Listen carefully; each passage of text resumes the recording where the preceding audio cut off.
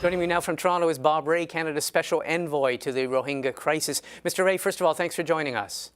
Pleasure. Nice to see you. When you heard the reports this week of the panic in the camps and this proposed patriation of a first wave of 2,200 refugees, what was your reaction? Well, I mean, I don't think this has been very well handled. I think that the reality is the government of Bangladesh, for example, has always told us that they would respect people's rights to either agree to go or not agree to go. But it's also been clear to us that in all of our discussions with Bangladesh, that they do want to get started on a process of repatriation, to which Canada and the UN agencies and a number of our like-minded countries have been very clear with the Bangladeshis to say we don't think the conditions are there yet.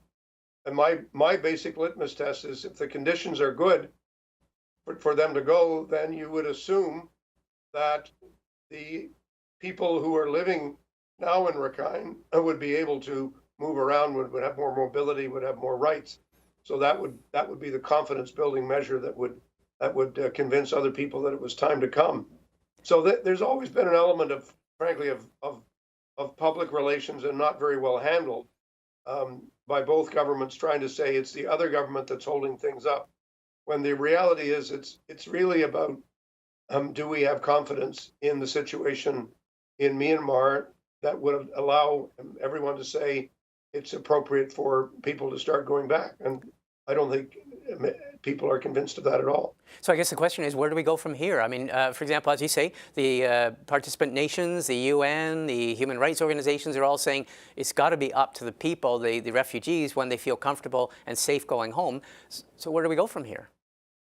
Well, I think we're going to have to keep on insisting with Bangladesh that there has to be a process of real respect in any discussion that takes place with the communities in the camps, and we're going to have to continue to work with the government of Myanmar on what is it actually doing on the ground that will create the conditions that will, build confidence to allow people to go back. And my own view is we're far from that at the moment. There's still a great deal of denial and a great deal of reluctance to recognize and to accept the full political rights of the Rohingya people. And that's the nature of the problem that we've had from the beginning, and that problem hasn't gone away. I was going to say, is the dialogue open and frank and trustworthy enough with the authorities in Myanmar and in that province to be, when you ask them to have access to that region and to know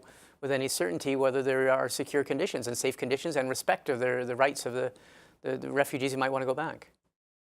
Well, I think the one thing you can say from the Canadian side and from the side of a number of other countries, the conversations have certainly been frank. The Prime Minister met with Aung San Suu Kyi, I think, at the conference, the ASEAN conference, and I'm sure the conversations with her were extremely frank and very straightforward. And I think it's very important for that to continue. But when you use other words like, do we have access? The answer is we have some access. We don't have enough access. Are we able to really get to understand better the situation in Rakhine State? The answer is no, we're not. And that's, I think, the challenge that we're facing. Is there, I mean, the average person watching has the obvious question, and that is, could this last for months, for years? Could this last indefinitely? I mean, we've seen refugees, in Palestine, in that general region, we've seen refugees last a generation, and in parts of Africa. Could this situation just continue to drag on? And what do you do if that's the prospect?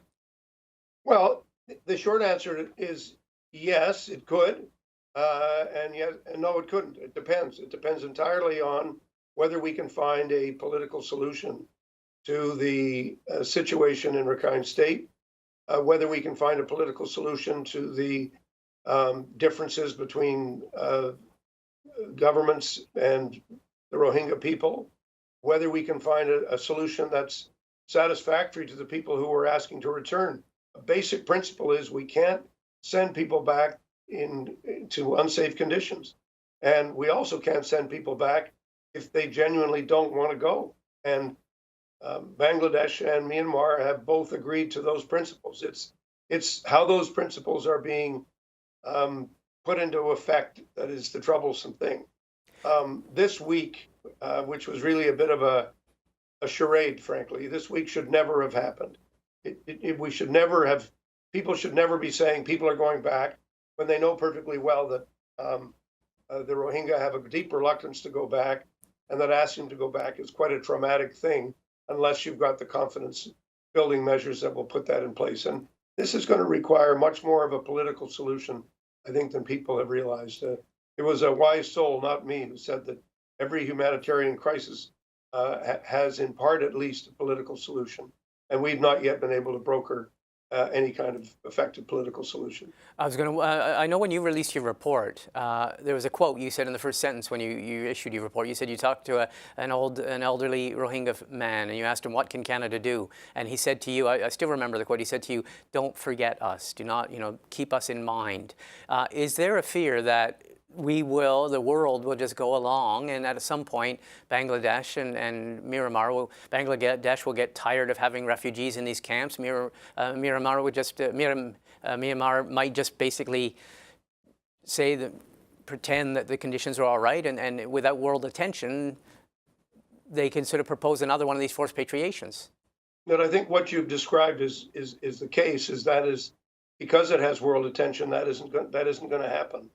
If we ever abandon paying attention, then yes. I mean, again, historical experience has been that eventually you wear enough people down and tens of thousands of people go back, and then another 10,000, another 20,000, 30,000, and then eventually a large number of people go back.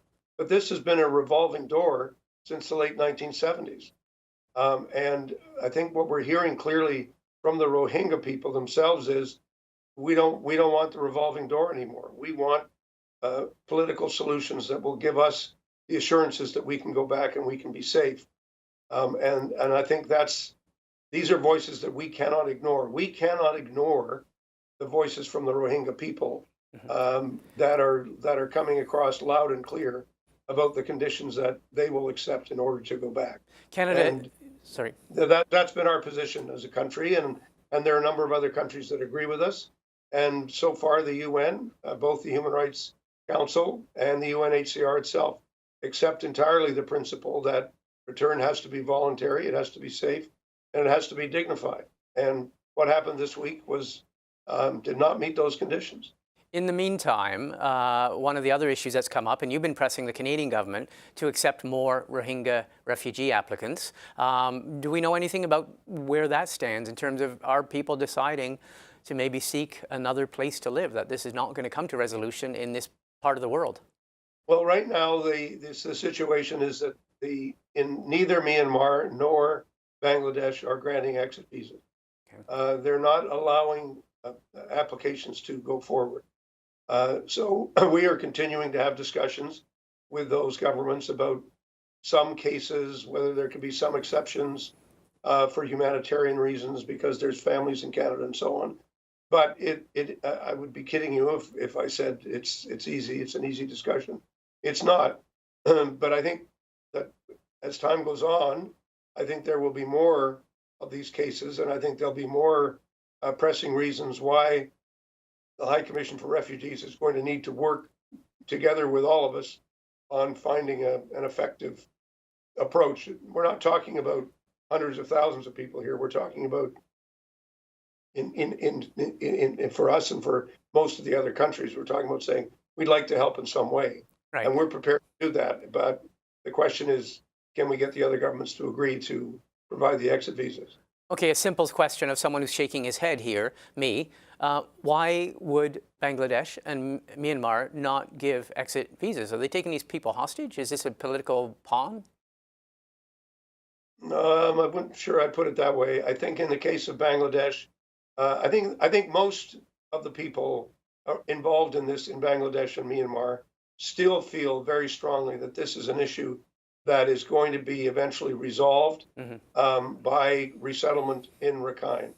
But I think as I've said, I think that the thing that's missing right now is a willingness to listen to the political voices of the Rohingya. And that's something that I talked about in my report, and I still feel is exceptionally important.